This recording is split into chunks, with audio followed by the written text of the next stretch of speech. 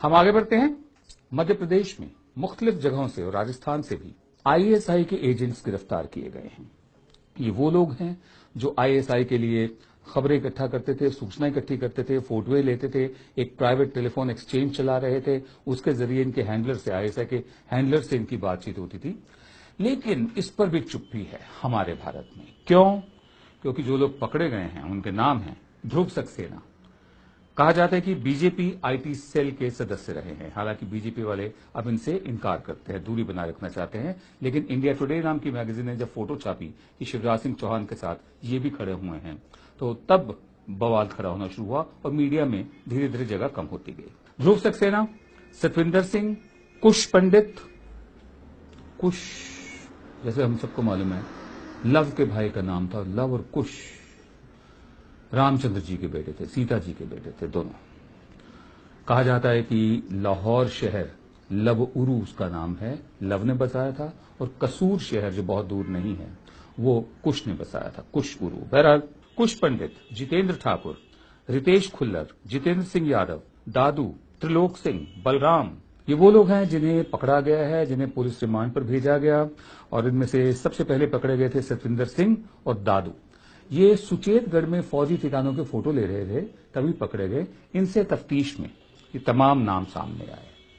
मैं क्यों आपको ये बता रहा हूं? कल्पना कीजिए इन सारे नामों में अगर एक भी मुसलमान नाम होता तो कितना बवाल मचता।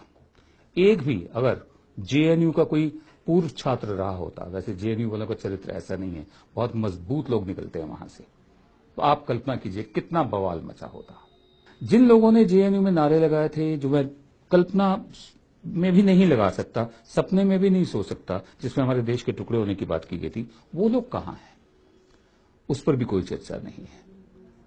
कहां गायब हो गए वो लोग? नजीब कहां है? अभी तक मिला क्यों नहीं? उस पर भी कोई चर्चा नहीं है। लेकिन सबसे बड़ी बात है, अगर इन तमाम नामों में ध्रुव सक्सेना, सतविंदर सिंह, कुश पंडित, जितेंद्र ठाकुर, रितेश खुल्लर, जितेंद्र सिंह यादव, दादू, त्रिलोक सिंह, बलराम, एक भी मुस्लिम नाम होता तो आप कल्पना कीजिए इस वक्त कितना शोर मचा होता। एक बार फिर भारत मां के नाम पर देशभक्ति की दुकान चलाने वालों के लिए मैं एक संदेश देना चाहता हूं कि आप हिंदुस्तानी मुसलमान को समझिए। अगर समझ में थोड़ी दिक्कत हो तो हमारी तरफ से हैदरी साहब की ये कविता आपकी नजर है। नमस्कार। सड़क पे सिगरेट पीते वक्त जो अज़ान सुनाई दी मुझको, तो याद आया कि वक्त है क्या, और बात जहन में ये आई, मैं कैसा मुसलमान हूँ भाई। मैं शिया हूँ या सुन्नी हूँ, मैं खोजा हूँ या बोहरी हूँ, मैं गांव से हूँ या शहरी हूँ, मैं बागी हूँ या सूफी हूँ, मैं कौमी हूँ या ढोंगी हूँ, मैं कैसा मुसलमान हूँ भाई। मैं सजदा करने वाला हूँ या झटका खाने वाला हूँ, मैं टोपी पहन के फिरता हूँ या दाढ़ी उड़ा के रहता हूँ, मैं आयत कौल से पढ़ता हूँ या फिल्मी गाने रमता हूँ, मैं अल्लाह अल्लाह करता हूँ या शेखों से लड़ पड़ता हूँ, मैं कैसा मुसलमान हूँ भाई। मैं हिंदुस्तानी मुसलमान हूँ। दक्कन से हूँ, यूपी से हूँ, भोपाल से हूँ, दिल्ली से हूँ, कश्मीर से हूँ, गुजरात से हूँ, हर ऊंची नीची जात से हूँ।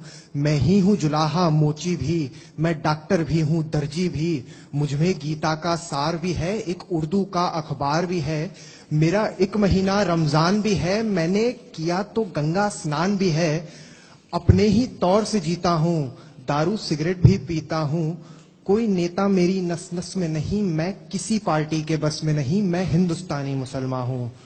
खूनी दरवाजा मुझ में है, एक भूल भुलैया मुझ में है, मैं बाबरी का एक गुंबद हूँ, मैं शहर के बीच में सरहद हूँ, झुग्गियों में पलती गुर्बत में, मदरसों की टूटी सी छत में, दंगों में भड़कता शोला मैं, कुर्ते पर खून का धब्बा मैं हिंदुस्तानी मुसलमान हूँ।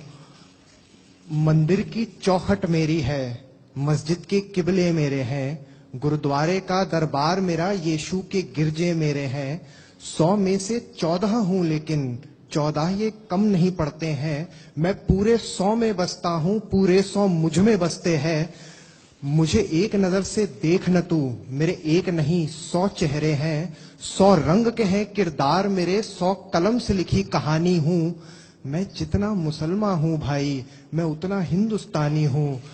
मैं हिंदुस्तानी मुसलमान हूँ, मैं हिंदुस्तानी मुसलमान हूँ।